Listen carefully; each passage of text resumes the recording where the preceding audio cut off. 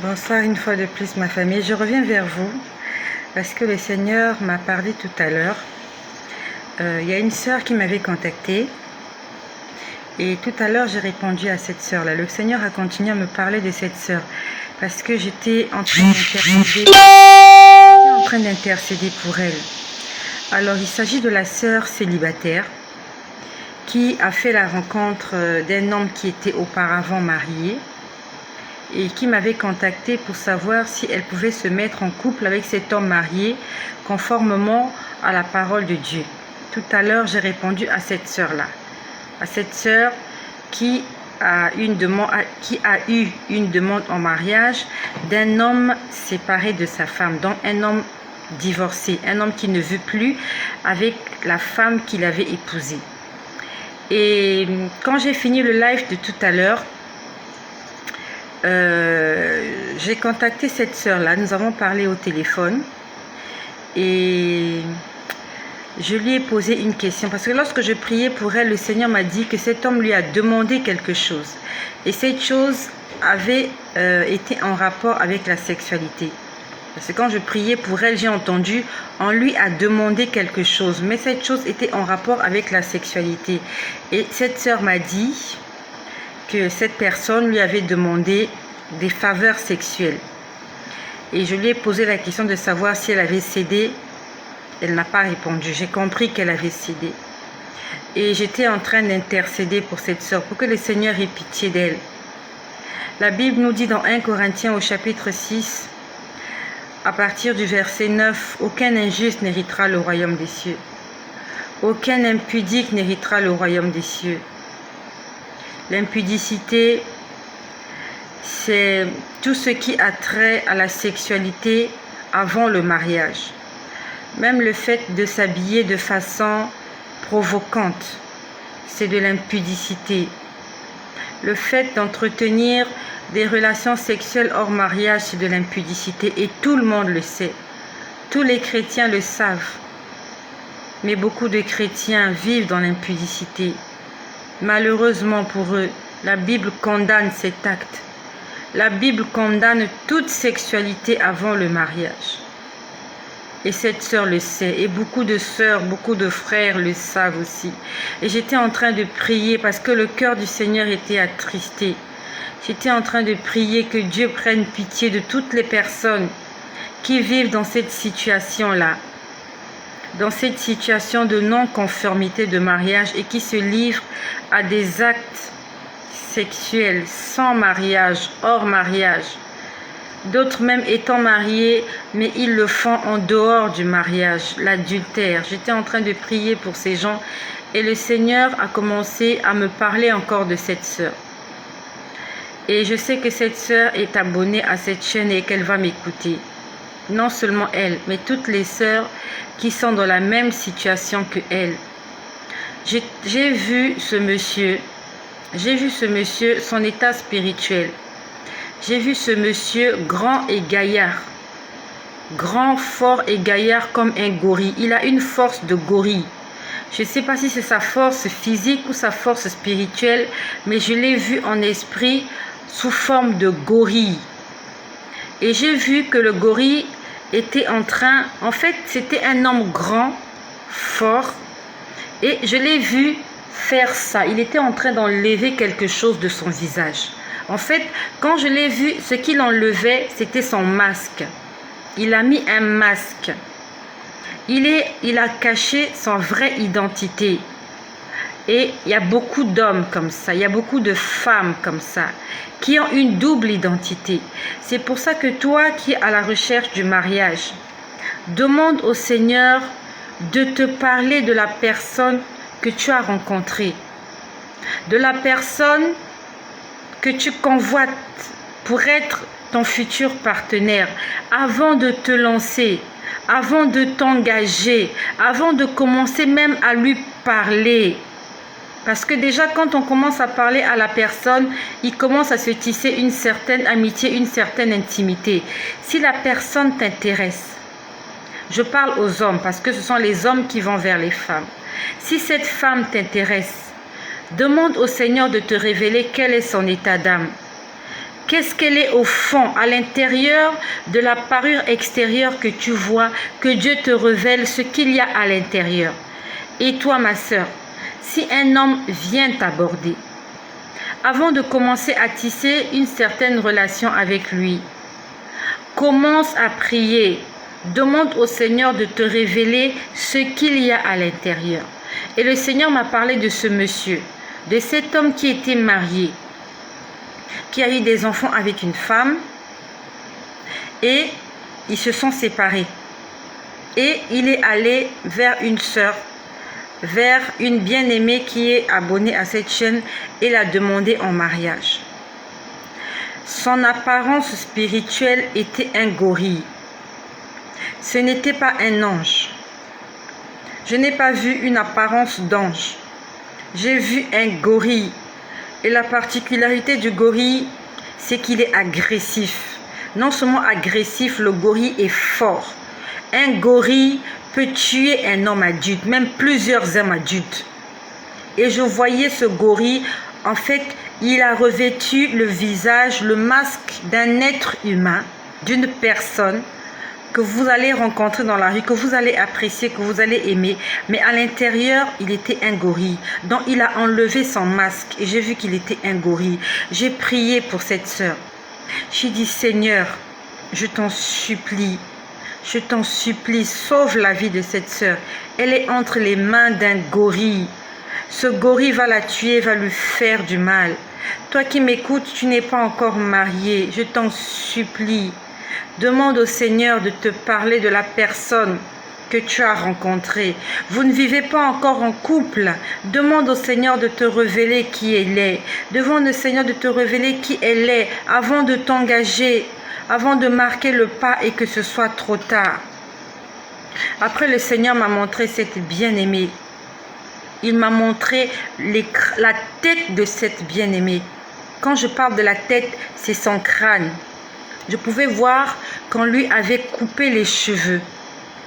On lui avait coupé les cheveux, c'est comme si on lui a coupé les cheveux avec du tesson. En fait, c'était une coupe très mal faite. On lui a rasé la tête avec du tesson. Parce que je pouvais voir qu'il y avait des endroits, en fait, c'était très mal rasé. Elle a commis l'acte avec cette personne. Avant même le mariage. Avant le mariage. Elle n'a pas attendu la réponse du Seigneur avant de s'engager dans cette relation. Elle s'était déjà engagée dans la relation et après elle est venue consulter le Seigneur. Mauvaise idée. On consulte les seigneurs avant. On consulte les seigneurs avant d'entretenir la chose, avant d'entreprendre la chose. Tu dois consulter le Seigneur avant et attendre sa réponse. Elle n'a même pas attendu la réponse du Seigneur qu'elle s'est lancée dans cette aventure amoureuse. Je parle d'aventure parce que ça ne va pas aboutir à un mariage. Et même si ça aboutit à un mariage, ça sera pour sa perte. Donc elle a entretenu des relations avec cette personne avant que le Seigneur n'ait parlé. Et j'ai vu, on lui avait rasé la tête. Spirituellement parlant, elle n'a plus de cheveux. La Bible, quand la Bible parle des cheveux, la Bible parle de la gloire. Les cheveux représentent la gloire de la personne, la puissance de la personne. La personne a pris toute sa puissance. Le diable a volé toute sa puissance. Alors qu'elle était revêtue de gloire. Par rapport aux efforts qu'elle avait fournis avec le Seigneur. Par rapport à sa marche avec Dieu. Pour un acte sexuel. Le diable lui a arraché tous les cheveux et c'était très mal rasé. Elle a perdu sa gloire. Et il faut du temps pour que les cheveux poussent. Il faut du temps. La Bible nous dit, quand on a coupé les cheveux de Samson, ce n'est pas automatiquement qu'ils ont poussé. Ils ont pris du temps pour pousser. Pour que le Seigneur lui donne sa force afin de détruire les Philistins le jour de sa mort. Les cheveux poussaient, c'est vrai, mais ça a pris du temps. Aujourd'hui, je ne sais pas combien de centimètres ont tes cheveux. Si tu les rases aujourd'hui, tu peux attendre 2 ans, peut-être même 3 ans avant qu'ils atteignent encore la taille qu'ils avaient. Et même pour d'autres, il faut attendre 10 ans à cause d'un acte sexuel.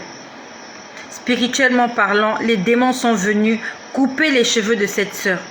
Et cette sœur, aujourd'hui, elle est chauve. Elle n'a plus de cheveux spirituellement. Elle n'a plus de gloire. Elle n'a plus de puissance spirituelle. Elle est à la merci du diable. Elle est à la merci de Satan. Et toi qui vis dans cette même situation, toi qui vis dans l'impudicité, il faut que tu saches que le diable t'a arraché toute ta gloire. Il t'a pris la puissance que Dieu a mis en toi. Tu n'as plus de puissance.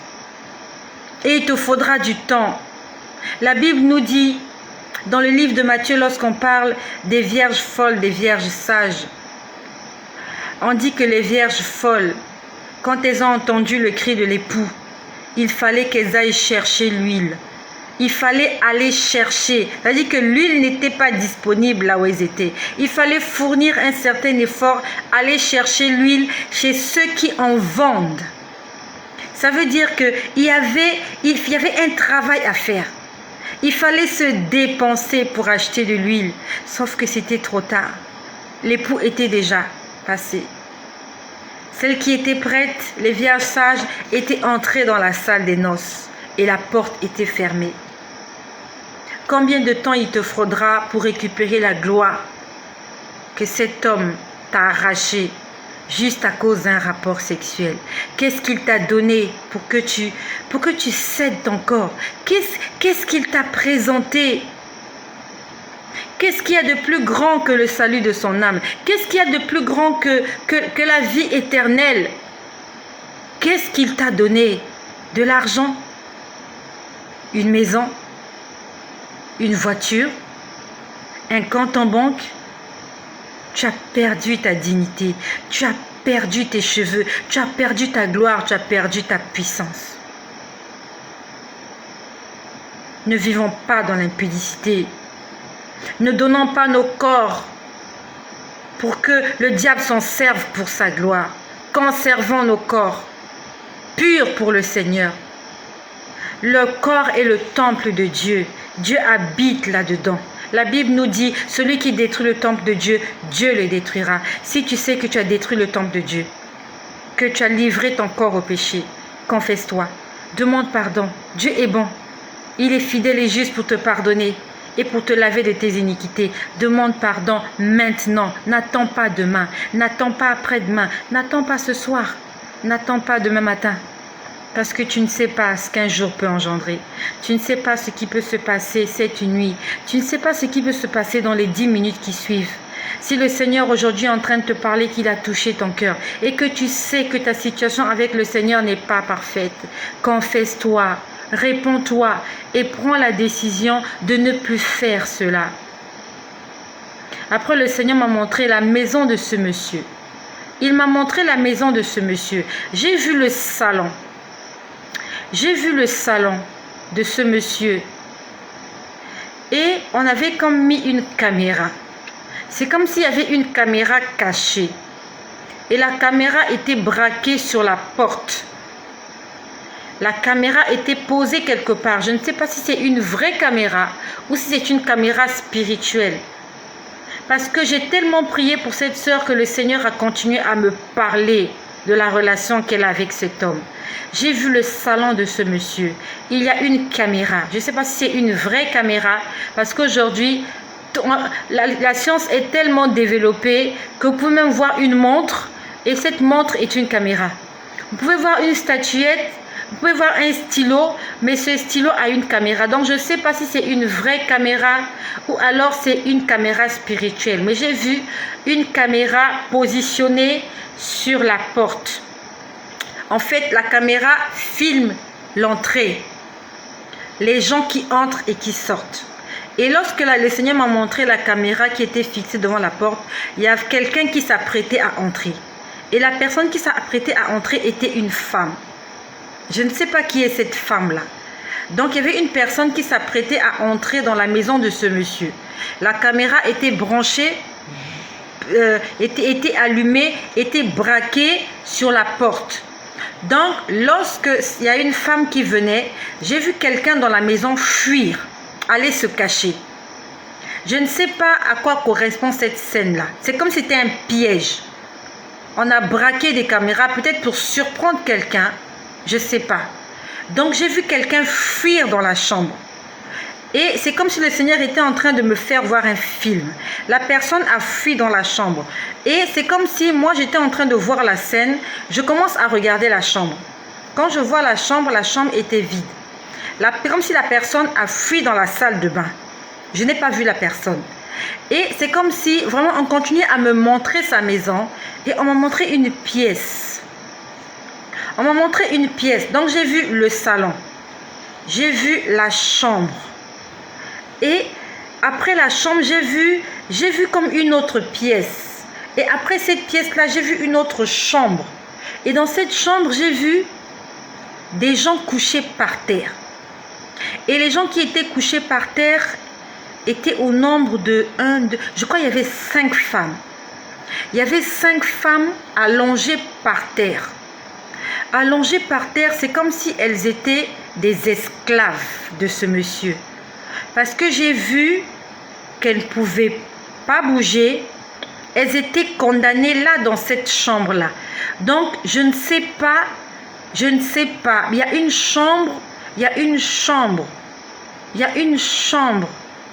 Je ne sais pas combien de pièces il y a dans la maison de cette personne. Mais j'ai vu 5 femmes bloquées. Elles étaient couchées par terre. Et en fait, elles étaient couchées par terre comme des esclaves, comme des bonnes. C'est comme s'il se sert d'elles. Ce monsieur se sert de ces femmes. Je ne sais pas si ce sont des femmes naturelles ou des femmes spirituelles. Mais j'ai senti que ces femmes étaient emprisonnées.